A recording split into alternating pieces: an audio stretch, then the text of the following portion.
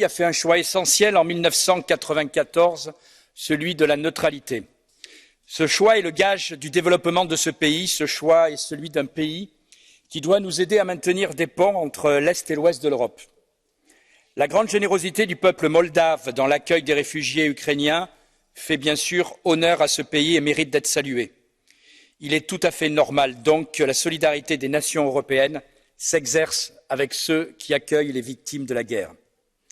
Toutefois, j'ai les plus vives inquiétudes en entendant les propos de certains de mes collègues.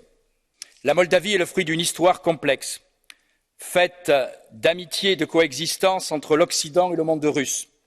Tout ce qui viendrait ébranler cet équilibre peut devenir un danger pour cette zone.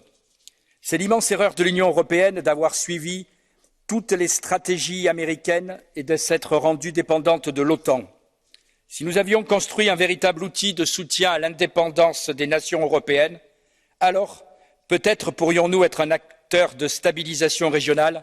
Malheureusement, ce n'est pas le cas. Ce n'est pas le cas car quand le partenariat oriental est instrumentalisé pour aligner les pays bénéficiaires sur les positions occidentales. Ce n'est pas le cas quand nous fermons les yeux sur les pratiques des milieux d'affaires pro-européens, comme ce fut le cas lors du scandale bancaire de 2014 en Moldavie.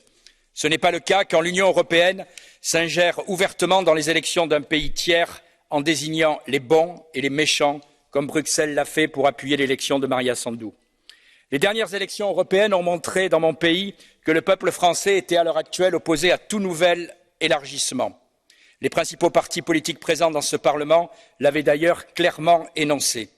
Tromper les Moldaves en disant qu'il y aura une unanimité en faveur d'un nouvel élargissement rapide n'est pas honnête.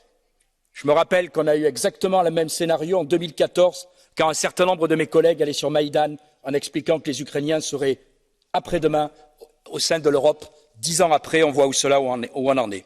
Je soutiens donc l'aide nécessaire à la Moldavie, mais je refuse absolument l'instrumentalisation de ce pays par des puissances qui veulent entraîner une grande partie de l'Europe dans le chaos d'une confrontation généralisée.